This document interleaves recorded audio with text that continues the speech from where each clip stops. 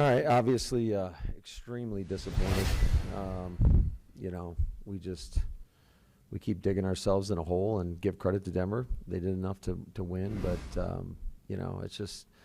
it's disappointing to have no points at the half. I've said it before. I think anytime you hold somebody under 20 points in this league, I think we got to do enough to win from an offensive standpoint, and we obviously aren't. It's just way too fragmented.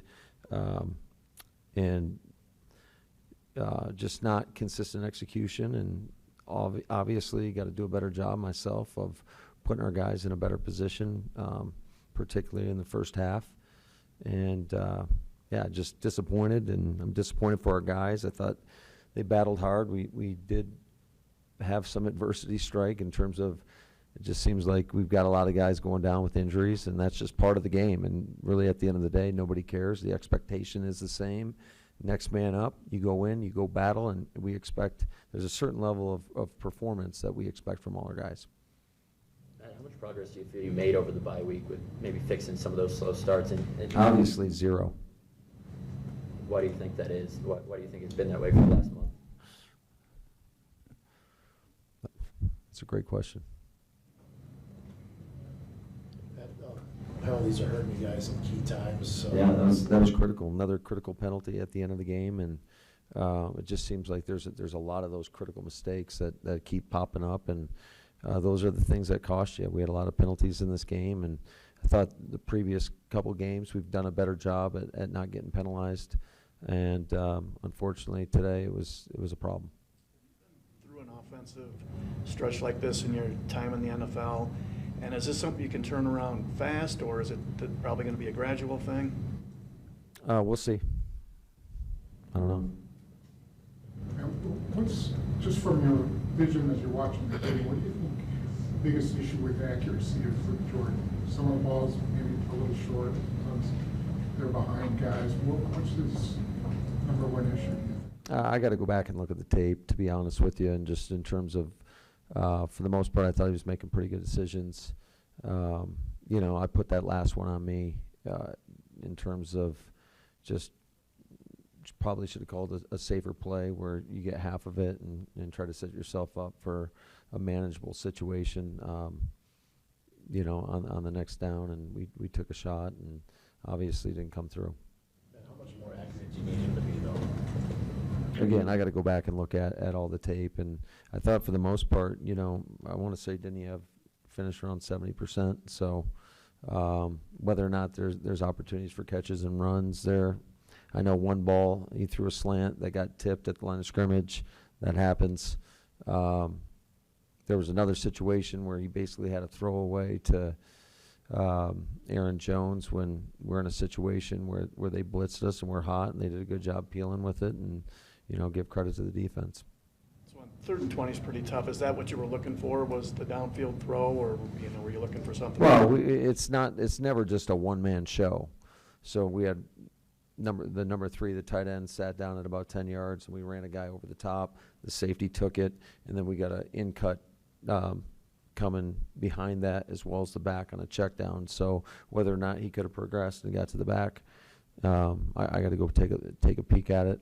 I just think that's a situation where I wish I wouldn't have put him in that spot. How much does it hamstring you as a play caller, though, when the deep ball just hasn't been there, and you want to give him easier plays, but there are some times where you have to air it out? Yeah, I mean, guys, it's never just one thing in terms of, you could look at a lot of things. Are we getting the stuff dialed up at the right time versus the right looks? There's a lot of factors that go into it. Are we getting the protection that we need when the looks are there? And then ultimately, are we winning on routes? And so it's never just one man's fault. And as a play caller, I feel total 100% responsible for when it's not working. So obviously very disappointed with just the whole process. I thought we got a little bit more aggressive in the second half with some of the play action stuff that we were doing. Hit Christian, on that insert high cross where we got a big chunk. We were able to get some chunk plays, and we know that chunk plays lead to points. That's how this league works. It's hard to, take those 3, 4, 5 yard gains and consistently march the ball down the field. We know we have to try to find ways to generate explosives, and early on in the game, we just haven't been doing that. Do you have an update on Musgrave? I have no updates in terms of our injury situation right now, but it obviously is a concern.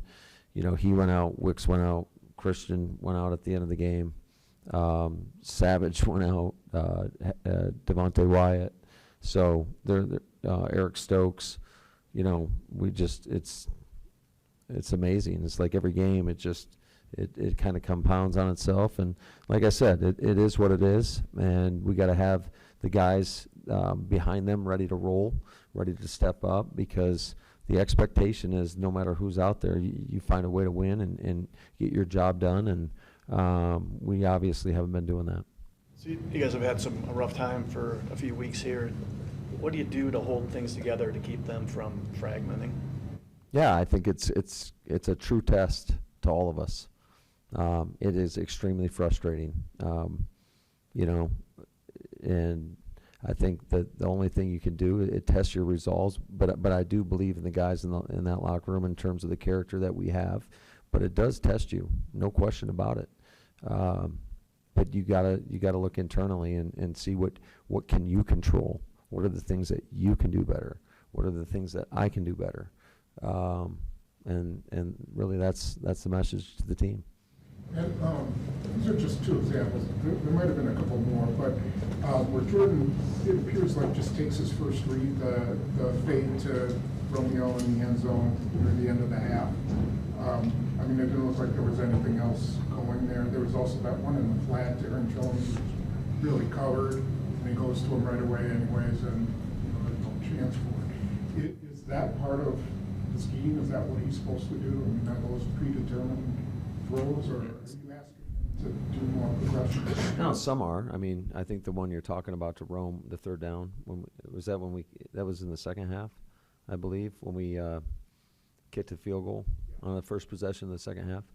You're confusing me there, Spoon. I think I'm losing my mind, which I probably am. But I think that on that play, it was actually a screen, okay? And we did have Aaron Jones open on that. They did a good job on the front side, but we gave him an option and said yes, no. If he feels like he's got the match up there, he can take it. And we've had some success with that play. It was the same play that we ran at the end of the New Orleans game, and him and Rome connected on it. So, I don't fault him for that decision.